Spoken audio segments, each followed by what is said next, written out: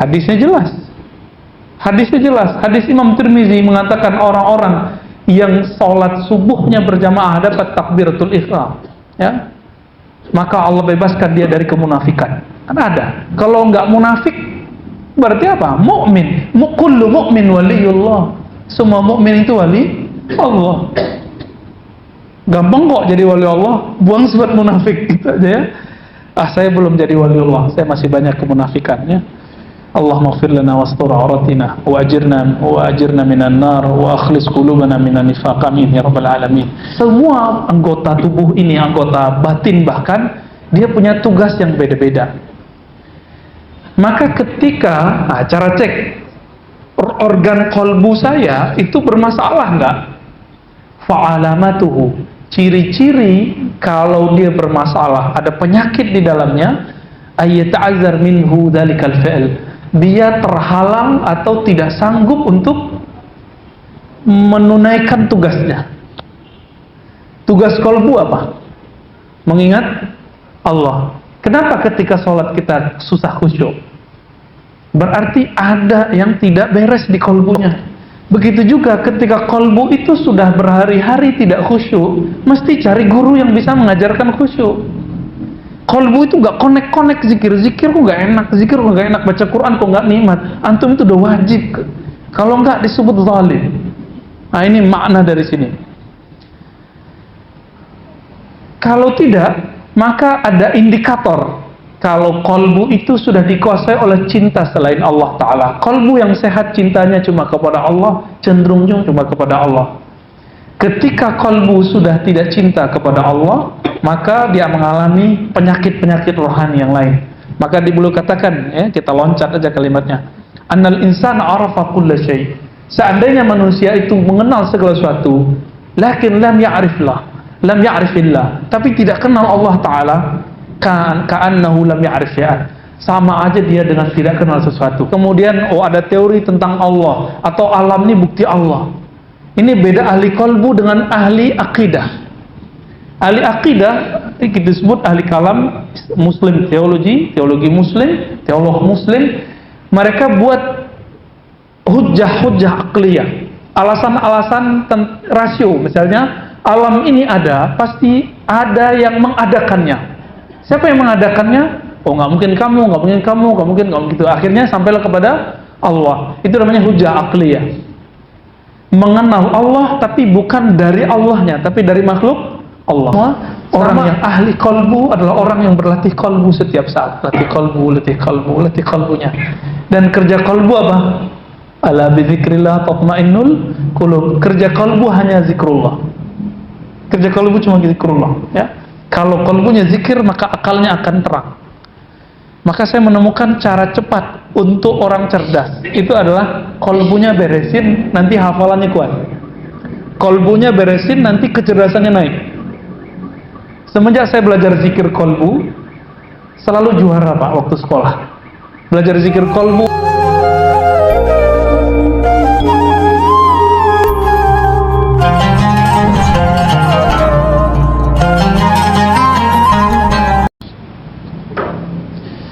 Assalamualaikum warahmatullahi wabarakatuh. Alhamdulillah rabbil alamin.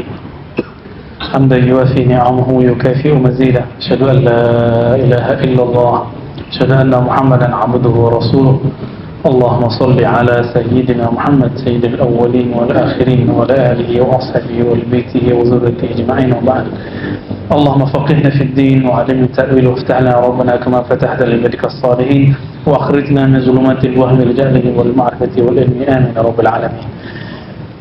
Baik Bapak Saudara, ikhwan akhwat fillah, kita masih di bab Riyadatun Nafs, riyadah latihan nafs diri, melatih jiwa.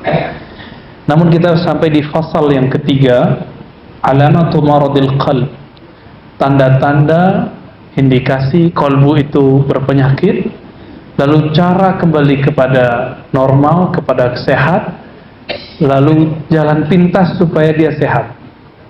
Maka di sini nanti ada satu bab, satu fasal kecil mengenai perlukah bermursyid.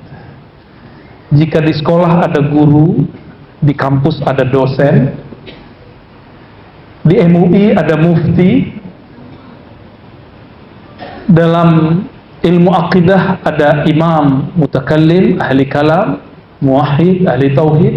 Maka dalam bab ilmu rohani ada yang disebut murabbi, mursyid. Tergantung tugasnya apa. Tarbiyah mendidik rohani, maka disebut murabbi. Maka istilah murabbi pada dasarnya istilah ahli qalbu, bukan istilah pergerakan kampus. Namun kenapa kemudian menjadi populer di kampus? Karena pergerakan kampus itu diwarnai oleh gerakan Ikhwanul Muslimin yang tadinya berasal dari tarekat Khasafiyah, yang mursyidnya adalah Syekh Hasan Al-Banna. Ya, Khasafiyah itu furu' dari Syadziliyah, cabang Syadziliyah. Jadi tarekat itu ketika sampai di Syekh Fulan, lalu dia buat semacam sistem yang kemudian sesuai dengan zamannya, maka dia disebut mujaddid, pembaharu di jalur itu. Disebutlah Syadziliyah Khasafiyah. Dari mana tahu itu? Dari kitabnya Syekh Hasan Al-Banna sendiri, ya. Ad-Da'i, ya. Ad-Da'wah wa Da'iyah kalau nggak salah kitabnya, ya. Sudah ada PDF-nya itu. Ada wiki Ikhwan, kita bisa download PDF-nya. Kalau di Indonesia kita sebut kiai, ya. Dulu, kalau sekarang kiai sembarangan aja, ya. Orang pakai serban aja panggil kiai sekarang. Dulu kalau dia keturunan Rasulullah dipanggil Habib. Kalau di kampung saya Sumatera Barat dipanggil Abuya atau Buya. Namun di sana Buya dibagi dua. Ada Buya ahli qalbu disebut mursyid atau syekh. Jadi di sana di kampung saya yang digelari syekh itu cuma yang dapat ijazah tarekat. Sampai ke Aceh, sampai ke Riau, sampai ke Sumatera Utara, Jambi, Palembang yang dapat gelar syekh itu cuma yang dapat ijazah kemursidan dalam tarekat tertentu. Jadi kalau di sini kita baru kenal aja panggil syekh gitu ya. Emang di Arab begitu. Ya. Guru kita muhaddis Syekh Muhammad Badi Said Al-Laham manggil kami syekh, ya Syekh Razi. Ya, saya kaget panggil Syekh Razi. Tadinya udah GR duluan, ya. Padahal di Damaskus biasa aja orang manggil itu syekh kita berasal dari sana, ya. Lalu jadi per kampung beda. Kalau di India, Pakistan, Bangladesh dipanggil mula atau maulana. Dan itu gelar itu dipakai di Persia, dipakai di Turki. Maka kalau kita ketemu masyayikh sana kita panggil maulana. Bahkan kalau di Uzbek itu sebagian manggilnya Ka'batullah, Babullah. Itu sebutan-sebutan guru. Ka'batullah artinya poros. Kalau ingin mendekati Allah, maka belajarlah kepada orang ini, mendekatlah kepada orang ini. Kalau di daerah Melayu hampir semuanya menyebut tuan guru, ya. Tuan guru. Tuan guru ternyata dari bahasa Arab, Sayyidi Syekh. Sayyidi tuanku, Syekh guru. Sama, ya. Nyampe di Betawi itu dulu nggak ada gelar kiai, yang ada cuma muallim. Maka dulu ada kita kenal muallim Syafi'i, muallim Azhari, muallim Jauhari, muallim Marzuki. Ada namanya Syekh Marzuki. Itu keturunan Thailand. Tapi udah turunan kesekian, maka dia disebut Syekh Marzuki Al-Batawi As-Siyami At-Thailandi. Gitu sebutannya. Saya ketemu nama beliau itu di daftar guru dari gurunya Syekh Yasin. Jadi Syekh Yasin berguru ke ulama Sarawak, namanya Syekh Syekh Yasin punya guru Syekh Marzuki. Syekh Marzuki berguru ke ulama Sarawak, Syekh Utsman Sarawak, ya. Jadi terhubungnya dari jalur itu. Jadi ternyata mereka menyebut ahli hadis Syekh. Dalam tradisi ahli hadis, orang dapat ijazah dah Syekh. Ijazah aja, ya. Dan ini beda-beda. Jadi teman-teman semua, ikhwan akhwat fillah, kawan-kawan, perbedaan tempat, beda istilah, ya. Kalau orang selesai disertasi, diuji, gelarnya doktor. Di mana tuh? Di kampus atau di surau atau di masjid? Di kampus. S2 magister, ya. Bisa nggak saya belum selesai doktor terus dipanggil doktor? terus dikasih dalam kurung CA, kandidat. Itu bohong, nggak boleh sebenarnya. Nggak usah. Maka antum semuanya mursyid, syekh dalam kurung kandidat gitu ya. Nggak usah. Untuk apa gelar itu? Kalau memang kita nggak punya, tapi kalau orang nulis ya, kalau perlu kita tegur, saya belum gitu ya. Malu nggak? Saya sebelum dulu doktor, ditulis orang doktor, saya malu dipanggil doktor. Karena itu bukan makomnya kita. Begitu juga dalam tradisi ilmu rohani. Di ilmu rohani itu juga ada latihannya, ada ujiannya, ada pekerjaan rumahnya, ada disertasinya, tapi bukan disertasinya nulis, tapi nulisnya di kolbu.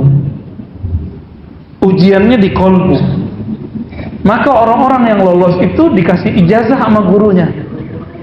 Ijazah itu disebut ijazatul irsyad, ijazah sebagai mursyid. Dikarilah misalnya mursyid, syekh, begitu ya.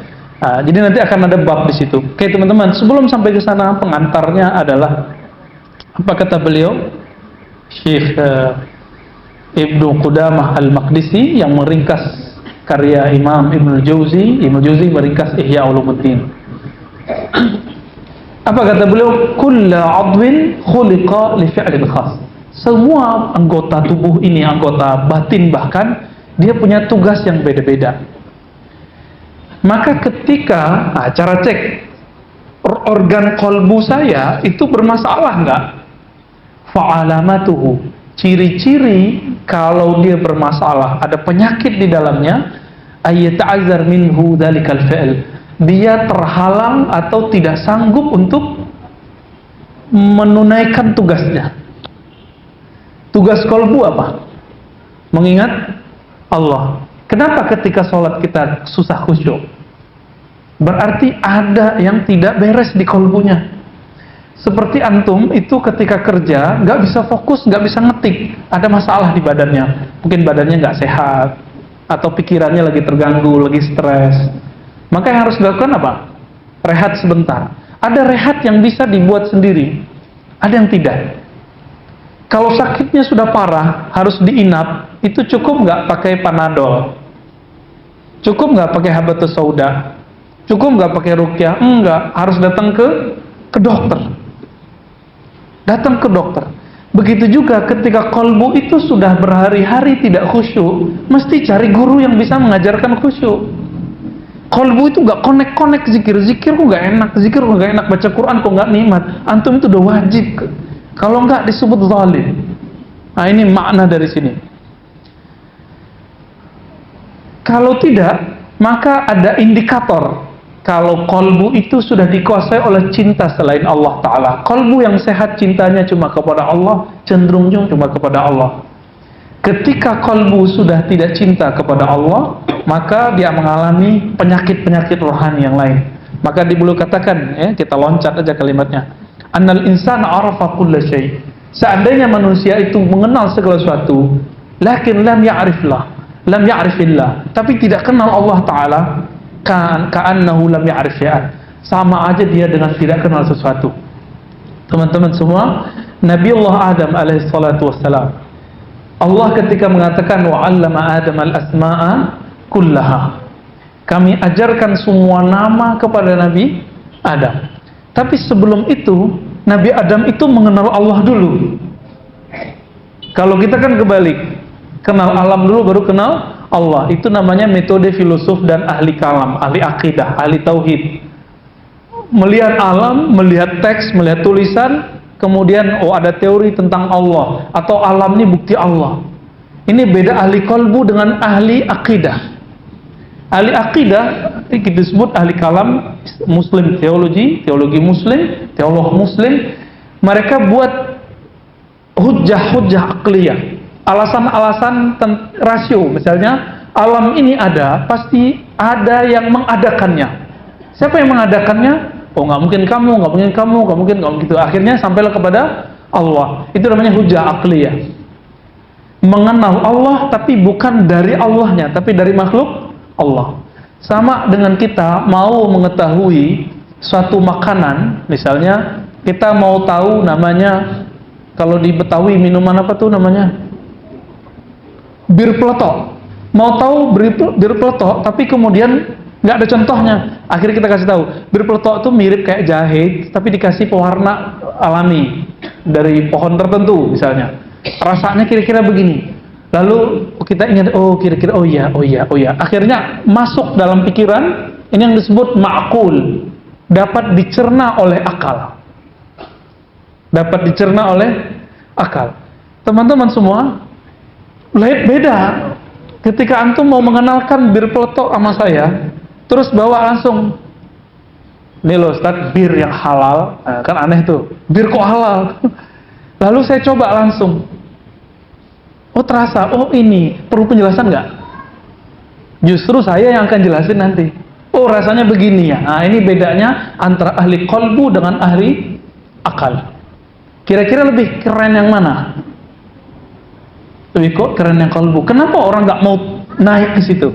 Kenapa kita berhenti di arogansi intelektual kita? Gelar S1, gelar S2, saya kiai, kayak saya ustadz, saya jago baca kitab, saya seorang eksekutif muda, bla bla bla. Kenapa kita berhenti di situ? Kok nggak mau naik? Makanya khusyuk ini hanya menyampai, karena khusyuk nggak bisa pakai akal. Akal itu tidak punya tugas namanya khusyuk. Akal itu harus terlihat. Dia harus mikir, nanya terus.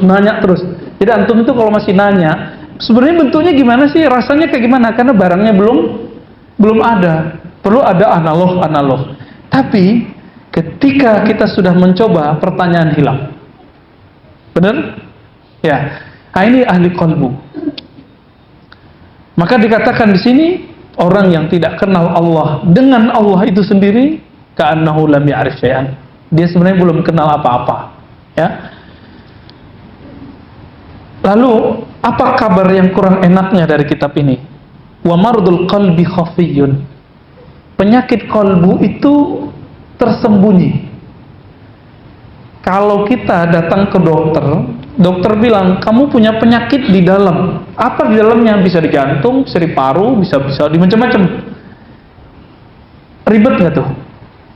Cara ngeceknya? Masuk lab dulu, diperiksa lagi, nunggu lagi hasilnya, diagnosanya panjang. Teman-teman semua, begitu juga orang yang punya penyakit kalbu. Itu dokter umum nggak tahu, sama. Ustadz umum nggak tahu ilmu tentang penyakit kalbu. Terus siapa yang tahu? Yang tahu yang ahli kalbu. Emang bisa. Kalbu itu bukan gaib. Kalbu itu sama kita ada.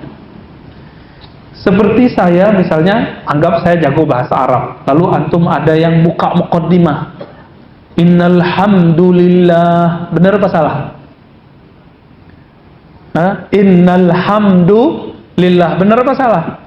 Yang ngerti bahasa Arab bilang salah. Kenapa? Inna bikin huruf kasrohnya bukan kasroh, hukumnya menjadi mansub, alamat mansubnya berbaris fathah. Innal hamda lillah, gitu. Ketika ada orang baca innal hamdulillah, bisa jadi kemungkinannya dia salah kalau sesekali. Tapi kalau tiap kali pembukaan muqaddimah innal hamdulillah, ada masalah nggak? Ada masalah. Saya dengar seorang syekh, dia ketika membuka doa ya badi'us samawati wal ard, itu bisa benar kalau dia ngerti nahu. Cuma nahu yang standar dia itu salah. Harus pakai ya badi'as samawati wal ard. Tapi kalau nahunya levelnya agak tinggi dikit tuh bisa dibenerin nanti. Bisa dia nggak bener, tapi harus ada yang dirubah dikit. Ya badi'u atau ya badi'un samawati. Ya, samawati itu menjadi objeknya. Namun itu nggak lumrah, ya.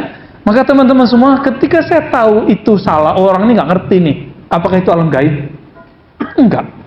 Suatu kali saya mimpin sholat, disuruh sama guru saya, mursyid saya punya mursyid ya, jangan dikira saya nggak punya mursyid. Mursyid saya bukan buku itu cuma dalil.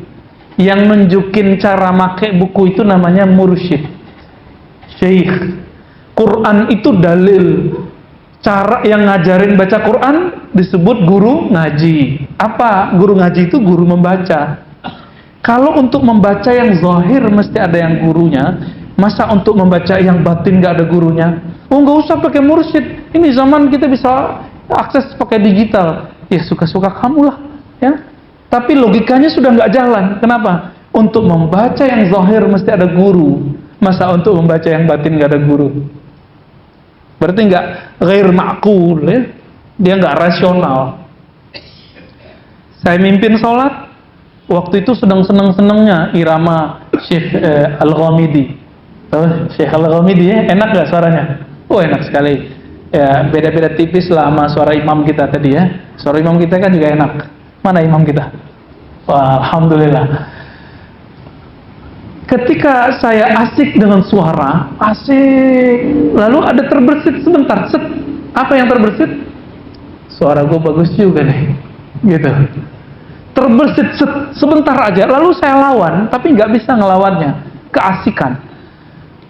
Akhirnya selesai sholat, guru saya tegur, sholat itu jangan riya, baca itu karena kamu di hadapan yang menurunkan Quran itu sedang memandangmu, sedang mendengarmu. Gemetaran juga gitu-gituin, ya. Hilang tuh, ya. Semenjak saat itu kalau mimpin sholat nggak ada lagi perasaan-perasaan mau didengar orang, mau dibilang bacaannya kayak Syekh Soleh, Syekh Al-Ghamidi, kayak Sudis, udah hilang. Cukup ditampar dengan kata-kata sekali, maka ghadabus syekh, ketika guru mursyid itu marah, marahnya itu berkah. Jangankan itu, ya. Allah yarham Syekhuna Ali Mustafa Yaqub, ahli hadis Indonesia. Saya dulu disuruh nulis makalah pendek berbahasa Arab itu first time, ya, awal pertama kali saya menulis dalam bahasa Arab. Tahun berapa saya lupa, ya. Tulis karena muhadarahnya dalam bahasa Arab. Terus saya tulis, tapi kalau nulis waw dalam bahasa Arab tuh waw harus digabung sama kalimat setelahnya. Dipepet, spasinya nggak ada. Karena kita baru ngerti malam itu juga, saya nggak pakai attitude itu, ya. Kita ajukanlah ke Kiai Syekh Ali Mustafa Yaqub. Itu makalah cuma dilain bentar langsung dibanting. Walaupun yang dibanting itu kertas, tapi jantung saya sampai sekarang itu ingat. Maka sampai sekarang alhamdulillah kalau nulis berbahasa Arab lancar. Kenapa? Jadi ketika guru itu marah, dia bentak kita, dia pukul meja, itu yang terpukul adalah rohani kita bangkit. Maka teman-teman semua ingat, ini perkataan ahli hadis yang dipakai oleh semua ahli mazhab, ahli aqidah, dan ahli zikir, ahli tarekat. Apa kata ulama masyaikhul sunnah, masyaikhul hadis? Isbir ala jafa'is syekh. Salah satu adab berguru adalah sabarlah terhadap sikap keras dari seorang guru. Kadang guru kita keras, jangan langsung mencela-mencela. Wah, ini guru kita emosional, berarti bukan mursyidku, pergi. Nanti ketemu guru lagi, pergi, begitu, ya. Imam Junaid nguji muridnya, tahu nggak dengan cara apa? Dengan cara menanyakan hal-hal yang nggak pantas. Imam Junaid dulu salah satu yang nggak pantas bagi seorang syekh adalah menanyakan sarungnya di mana. Aina izari? Di mana sarungku? Nanya gitu doang nggak pantas, karena masih zaman salaf, itu zaman sensitif. Udah nggak pantas, sama kayak nanyakan di mana celana dalamku, gitu sama. Ya, sekarang begitu modelnya. Pantas nggak nanya ke orang begitu? Oh, punya kita kok nanya ke orang? Langsung pada bubar. Muridnya ada sekitar 40 bubar semua. Maka beliau tahu, oh, ini bukan, dia itu simpatisan, bukan muridku. Jadi murid itu terbagi dua. Nah, kalau mau cari guru, kita pandang dulu diri kita. Murid terbagi dua. Ada murid yang shadiq, murid yang jujur, yang serius, yang sungguh-sungguh, disebut murid yang shadiq. Yang murid ini dia mewarisi sifat Abu Bakar As-Siddiq dan Khuzaimah ibn Thabit, sahabat Rasulullah. Nabi belum ngomong aja langsung percaya, apalagi kalau Nabi ngomong. Nah, ini dua sahabat ini punya karakter, namanya karakter siddiqiyah, membenarkan gurunya. Beda dengan fanatisme. Dia menghormati gurunya dengan hormat yang sangat luar biasa. Ternyata saya sudah setelah selesai sekolah ini, kan nggak ada lagi, kan setelah S3 nggak ada lagi. Sekolah resmi udah selesai, Pak. Setelah kita ingat-ingat, kapan saya kalau belajar itu paling gampang hafal tanpa perlu menghafal? ketika saya cinta sama gurunya dan sangat hormat kepada beliau, maka saya nggak perlu menghafal, cukup ingat dia sebentar, semuanya langsung ingat. Salah satunya Allah yarham Syekhuna Ali Mustafa Yaqub, guru saya ahli hadis yang mengajarkan kutubus sittah, Sahih Bukhari, Muslim, Abu Daud, Tirmizi sampai akhir. Itu kalau ingat beliau aja seneng gitu, udah ingat apa yang diajarinnya, nggak perlu ngafal. Itu ajib kalau kita sudah cinta. Kenapa selama ini anak-anak kita susah menghafal? Karena dia bermikirin gimana sih cara ngafal. Dia belum cinta sama gurunya, maka belum cinta sama pelajarannya. Nah, itu terjadi waktu saya belajar bahasa Arab, ya. Oke. Teman-teman semua, ada murid yang kedua, murid kadzib. Ya, viewer, liker itu ya. Itu gampang sekali berubah menjadi hater. Orang-orang yang simpati itu gampang berubah menjadi benci. Inilah bahayanya, teman-teman semua, ikhwan akhwat fillah. Ternyata kita ini terjebak kepada tasyayyu itu tidak hanya di akidah, tapi juga dalam berburu. Tasyayyu artinya meniru gaya orang Syiah. Apa itu? Dalam Syiah ada namanya ismatus syuyukh, ismatul a'immah, bukan syuyukh. Kemaksuman imam. Imam itu gak berdosa. Dalam pikiran kita, oh kalau ustadz gak mungkin dosa, kalau ustadz gak mungkin salah. Itu dalam pikiran kita. Sekali dia salah, kita nggak percaya lagi sama dia. Ya, salah seorang mendebat saya masalah saya kok nggak ngeritik Habib Rizik. Kok saya nggak ngeritik? Walaupun manhaj dakwah saya mungkin beda atau ada samanya dengan beliau. Apa jawaban saya? Kenapa Anda tidak kritik? Bla bla bla ya. Habib itu bukan jaminan orang terpelihara dari dosa. Kalaupun ia benar dia pernah salah, emang dia akan salah terus? Apakah hilang kehabibannya? Enggak. Siapa tahu tobatnya sampai sekarang melebihi antum semua. Dia baru istighfar dan nangis, siapa tahu, kita kan nggak ngerti. Ya. Jadi ketika ada orang figur-figur yang kemudian terlibat dalam satu kesalahan dosa, jangan kemudian membuat kita mengatakan, wah itu bohong, munafik. Belum tentu. Siapa tahu dia dengan dosa sedikit itu langsung kemudian sadar dan bisa nangis sampai matinya. Masih ingat cerita yang saya sampaikan mengenai kisah Imam Sarid Saqati. Imam Sarid Saqati, guru Imam Junaid. Lupa ya. Beliau itu istighfar bukan dari dosa fisik lagi. Istighfarnya dari dosa apa? Dosa qalbu. Qalbu yang bagaimana? Dulu dia punya toko, semua toko di pasar tradisional terbakar kecuali toko dia. Lalu murid-muridnya datang, tuan guru, ihtaraqatis suq, pasar terbakar, illa malaka, kecuali milikmu. Lalu dia mengatakan, alhamdulillah. Bener ya? Kayaknya bener ya? Semua terbakar kecuali nggak punya kita bersyukur ya. Ternyata secara ilmu rohani itu dosa. Kenapa kita senang saat orang lain susah? Oleh karena itu Imam Sarid Saqati level istighfarnya udah beda sama kita. Kita istighfarnya emang dari dosa. Kalau beliau istighfarnya dari hal yang nggak pantas. Pantaskah saya bersyukur saat orang bersedih? Nggak pantas. Itu istighfar mereka. Antum gimana? Orang merasa tersinggung sama kita aja kita istighfar, itu yang pas. Walaupun kemudian orang mungkin nggak tersinggung sama kita, tapi kita merasa jangan-jangan dia tersinggung nih, gitu. Ada perasaan kehalusan qalbu di situ. Maka teman-teman semua, karena dia khafi sangat halus, yang mengetahuinya adalah orang yang latihan zikir khafi. Yang mengerti bagaimana rumitnya urusan qalbu hanyalah orang-orang yang melatih qalbu. Sebagaimana yang mengerti ilmu grammar bahasa Arab, nahwu sharaf adalah orang yang berlatih ilmu nahwu sharaf, ya. Saya walaupun jago bahasa Arab kata orang, saya nggak imam dalam nahwu sharaf. Masih ada yang di atas kita jauh, levelnya jauh di atas kita.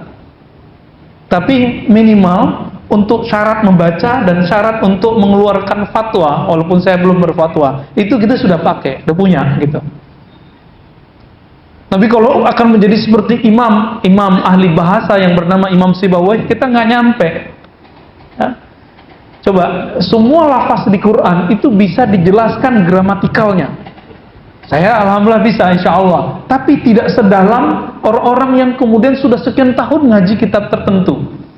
Alfiyah, kita kan ngaji alfiyahnya sekali dua kali doang. Mereka ada yang sudah hafal bolak-balik. Itu akan beda. Maka yang ahli nahwu sorof adalah orang yang lama pakai itu. Begitu juga teman-teman semua, orang yang ahli kolbu adalah orang yang berlatih kolbu setiap saat. Latih kolbu, latih kolbu, latih kolbunya. Dan kerja kolbu apa? Ala bizikrillah tatmainnul qulub. Kerja kolbu hanya zikrullah. Kerja kolbu cuma zikrullah, ya. Kalau kolbunya zikir, maka akalnya akan terang. Maka saya menemukan cara cepat untuk orang cerdas. Itu adalah kolbunya beresin, nanti hafalannya kuat. Kolbunya beresin, nanti kecerdasannya naik. Semenjak saya belajar zikir kolbu, selalu juara Pak waktu sekolah. Belajar zikir kolbu umur 12 tahun, tapi habis itu kemudian ikut aliran macam-macam, ya, kiri kanan. Namun zikirnya mau gak mau kepake gitu. Ketika baca subhanallah, maksurat pagi sore, itu zikirnya kepake. Walaupun saya mulai membid'ahkannya misalnya, tapi otomatis rasanya muncul. Apa akibatnya? Efeknya belajar teks itu gampang, ngafal itu gak susah. Kayaknya dunia itu lapang, itu gak ada kepanikan. Ya, baik. Pernah ngelihat hasil medical check up itu, ya, MCU ya namanya. Kalau antum yang lihat ngerti nggak? Enggak. Ada di situ gelombang otak, gelombang jantung gitu ya. Ngerti nggak tuh? Saya nggak ngerti. Padahal saya dokter. Tapi kan saya bukan dokter, ya kan? Yang ngerti siapa? Dokter. Dokter apa? Dokter jantung atau dokter bedah atau sejenisnya yang mengerti ilmu itu. Kenapa saya nggak ngerti? Karena emang bukan kerjaan saya, bukan ilmu saya itu. Apakah semua ustadz mengerti hadis ini sahih tidak sahih? Enggak. Siapa yang ngerti hadis ini sahih tidak sahih? Ahli ustadz yang ahli hadis. Kalau ustadz ahli hadis enggak. Ya. Terus apakah semua orang kemudian mengerti masalah kolbu? Enggak juga. Maka silakan dicari guru yang ahli kolbu. Nanti dia akan menunjuki cara ngobatin kolbunya. Ada caranya, ya. Sama mereka gampang. Kita pikirin sendiri kan susah. Coba belajar bahasa Arab sendiri, tahun 2 tahun juga nggak sukses. Tapi sama ustadz, sama guru, sama syekh 3 bulan sukses. Ahli kolbu bisa lebih cepat. Karena kolbu itu sekali dia steril, lalu dimasukkan zikrullah, nggak nyampe 10 hari dia udah bercahaya. Ya.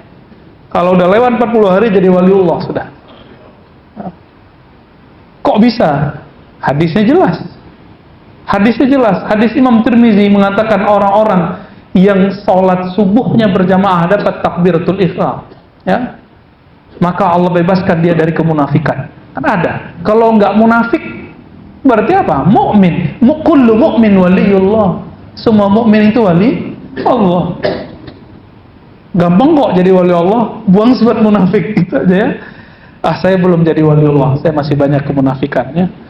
Allahumma ighfir lana wastur auratina wa ajirna minan nar wa akhlis qulubana minan nifaq, amin ya rabbal alamin. Orang yang sudah praktek 40 tahun dengan yang baru praktek 5 tahun beda nggak? Sama. Ahli kolbu yang sudah lama praktek kolbu, ngobatin kolbu, dengan orang yang baru dapat izin, beda. Akan beda ketajamannya, ya, beda semua. Nah, mereka tuh yang bisa ngerasakan denyut jantung kolbu kita. Wah, ini nggak beres di sini nih, ya, ini sifatnya yang harus seperti ini. Oke. Oleh karena itu, Imam Ghazali mengatakan, untuk mendiagnosa kolbu itu hanya ada 2 jalan. Pertama, ayajlis baina yaday syaikhin basirin bi uyubin nafs. Nah, ini kemudian kesimpulan dari Imam Ibnu Qudamah, ya. Berguru kepada orang yang mengerti aib-aib kolbu, yang kita sebut dengan syekhul mursyid. Dia sebut syekh. Kitab ini menunjukkan bahwa berguru itu sesuatu yang wajib. Wajib berguru untuk ilmu kolbu itu wajib. Jadi bagi saya nggak sunat lagi berguru ilmu kolbu. Kalau kita sakit berobat wajib nggak? Kalau kolbu sakit masa berobat kolbu nggak wajib? Kan nggak adil. Oke, jadi cari guru kolbu, nanti dia akan obati kolbu kita. Kalau masalahnya kita nggak ngerti ini sunnah bid'ah, belajar ke ahli fikih, ya. Nah, ini kita ulang-ulang terus sehingga ini masuk ke alam bawah sadar kita. Ini untuk mengingatkan orang-orang yang mengatakan tidak usah berguru, langsung aja ke kitab dan sunnah. Itu kalimat yang tidak benar. Karena yang mengerti kitab sunnah itu guru bukan? Guru. Langsung aja ke buku hadis sahih mengenai zikir pagi, sore, dan petang. Ya nggak bisa. Emang Nabi zikirnya begitu? Belum tentu kan? Susunannya seperti itu dari Nabi. Itu kan susunan dia aja, orang-orang yang nulis buku itu. Oke. Kalau nggak ketemu gimana? Misalnya kita nggak ketemu nih guru, belum dapat atau belum serot nih, lagi nyari guru. Maka carilah teman yang bisa menegur sifat buruk kita. Jadi ternyata teman-teman semua, yang disebut shahid, orang yang berhak dijadikan sahabat, itu bukan yang muji-muji kita. Tapi sahabat terbaik itu orang yang berani negur dan nasihatin, walaupun pahit. Selama ini yang menurut kita teman siapa? Orang yang muji, giliran senang dia datang. Cek nanti ya. Ketika kita terpuruk dia masih ada nggak sama kita? Kalau dia nggak ada, dia bukan teman. Ketika kita terjebak salah, lalu dia ingetin, ini sahabat kita bener ini. Kalau nggak ketemu mursyid, carilah sahabat yang seperti ini. Namun ketemu sahabat begini gimana? Susah nggak? Kayaknya susah ya. Ciri-ciri antum bisa jadi sahabat, kawan, tidak membicarakan keburukan kawan di belakang. Udah level itu belum? Kalau sudah level itu, antum paling berhak menjadi asisten syekh ini. Ya, walaupun gak ketemu mursyid, dia bisa menjadi khalifahnya. Ya.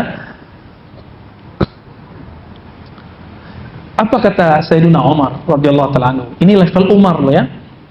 Rahimallahu mar'an ahada ilaina uyubana.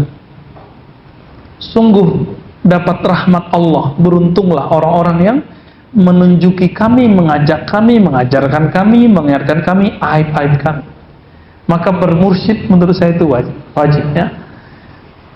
Kalau kita ketemu dokter cuma dinasehatin atau dikasih obat?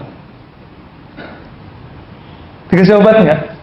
Nah, mursyid itu bedanya sama ustadz di situ. Ustadz itu pinter ceramah. Tapi kalau mursyid nggak pinter ceramah biasanya. Ada yang pinter ceramah, ada yang nggak. Maka dia akan kasih obat. Nih, amalkan ini. Atau dia akan tunjukkan cara mengobati diri. Itu yang disebut resep obat dari mursyid. Maka Imam Abul Hasan Syadzili dinukil oleh Abul Abbas Al-Mursi, kemudian diulang lagi Ibnu Athaillah Sakandari. Apa kata mereka? Syekhuka, gurumu itu bukan yang nyuruh-nyuruh kamu banyak amal, zikir 1000, bukan. Gurumu yang jika dia suruh kamu bahkan lebih dari 1000, 2000 terasa ringan bagimu. Itu berarti guru kita. Jadi kalau kita masih mikir nih banyak amat, berarti kita belum ketemu orang yang bakal jadi guru, atau kita belum kenal sama diri sendiri. Maka teman-teman, kalau ketemu ahli kolbu, pasti dia akan ngasih itu. Namun ahli kolbu ini sama kayak dokter, ada yang ketat, ada yang tidak ya. Imam Syarani menyebutkan beberapa jenis-jenis gurunya. Ada gurunya itu sampai meninggal cuma punya murid yang dia talkin zikir satu doang. Satu doang, Pak. Ada guru, kata Imam Syarani, yang dia baru ngangkat muridnya, itu siapapun yang ketemu langsung dia terima. Oh, itu beda lagi tuh. Ada guru yang pertengahan ini, kalau mau berguru sama dia dibuat semacam dua model. Ada simpatisan tadi, ada yang empati. Ada yang cuma ya datang ngambil berkah, ada yang betul-betul ingin mengambil ilmunya. Maka orang-orang yang mau level 2 ini biasanya dikasih zikir-zikir latihan ujian. Kalau dia lolos baru dia diangkat jadi murid. Nah, ini yang level 2 nih. Ini yang bagus, yang level 2 yang bagus.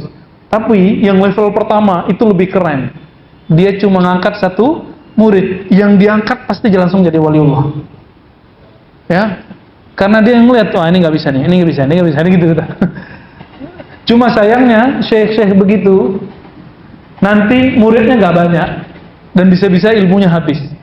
Contohnya saya waktu ke Padang beberapa bulan lalu, saya minta diantarkan untuk berziarah ke salah satu syekh. Kebetulan keturunannya itu mau nyopirin dan dia seorang dokter. Dokter ternyata keturunan seorang ulama wali Allah, mursyid tarekat Naqsyabandiyah. Tapi bukan yang puasa-puasa duluan itu ya. Itu nggak mau tabar itu. Tapi ilmunya ada emang, cuma kita susah terima ya. Sampailah saya di sana, lalu kita kemudian pelajari kisahnya. Oh, ternyata beliau itu nggak mau ngangkat murid kecuali muridnya jago baca kitab gundul, Pak. Kalau nggak diangkat jadi pengganti. Sampai meninggal belum nggak ketemu. Ya sudah, meninggal ilmunya dibawa mati langsung. Nah, lain dengan guru dari gurunya saya, namanya Syekh Maulana Syekh Ayas Sultani An-Naqsyabandi. Beliau itu ahli baca kitab ini. Udah punya murid banyak, tapi nggak ada yang bisa mewarisi ilmu rohaninya kecuali seorang anak muda namanya Muhammad Nuruddin. Tapi nggak bisa tulis baca, cuma bisa baca Quran. Tapi kolbunya tajam, kolbunya lebih tajam, bahkan lebih tajam dari gurunya. Akhirnya dipanggil, diserahkanlah pimpinan rohani itu kepada beliau. Lalu saya berguru kepada beliau, dan beliau wafat waktu saya masih kecil, masih umur 12 tahun. Kemudian saya berguru ke muridnya, namanya Maulana Kasril. Jadi saya berguru, tapi bukan ke doktor dalam ilmu ini. Saya berguru ke syekh mursyid, doktornya ilmu rohani. Ya, dia nggak punya sertifikat kampus, sertifikatnya dari sana. Itu kita lihat, wow, sanadnya sampai kepada Rasulullah Sallallahu Alaihi Wasallam. Karena sanadnya sampai kepada Rasulullah, silsilahnya itu mirip kayak strom listrik. Ketika ditancepin kontaknya, nyambung, hidup. Sama. Nah, ini ciri-ciri. Mau tahu mursyid yang dapat izin? Mursyid itu dapat ijazah dari gurunya, seperti guru ijazahkan dari gurunya, terus nyambung sampai kepada Rasulullah Sallallahu Alaihi Wasallam. Ini disebutkan syekhun mursyidun ma'zunun, syekh mursyid yang dapat izin. Apakah Imam Ghazali dapat izin? Dapat. Siapa gurunya? Namanya Abu Ali Al-Farmadi, salah seorang ahli hadis, ahli fikih, dan juga ahli qalbu. Namanya tertulis dalam silsilah Naqsyabandiyah, Abu Ali Al-Farmadi. Silakan buka kitab Al-Maqsad Al-Asma. Di bagian belakang beliau menyebutkan nama gurunya itu. Syarah Asmaul Husna sudah diterjemah ke bahasa Indonesia. Silakan baca buku itu, nanti antum ketemu. Di sini saya mengkritisi pendapat sebagian dosen saya di UIN yang mengatakan apa dulu? Ghazali itu nggak bermursyid, itu bohong ya. Kamu tidak tahu, jangan buat klaim. Kadang-kadang begitu. Jadi level ilmiah kampus pun dia nggak tahu, dianggap sebuah teori. Apalagi yang nggak ilmiah, korban hoax ya. Aduh, udah kacau udah ya. Suka nyebar kepalsuan. Baik, jadi teman-teman semua, apakah perlu bermursyid? Perlu, bahkan wajib. Apa ciri-cirinya? Ciri-ciri guru yang bisa membimbing kita kepada Allah, ciri-cirinya sederhana. Dia nggak mesti berkopiah kayak saya, begini ya, berjubah, nggak mesti. Tapi dia dapat izin dari gurunya terus sampai kepada silsilah Rasulullah. Ya.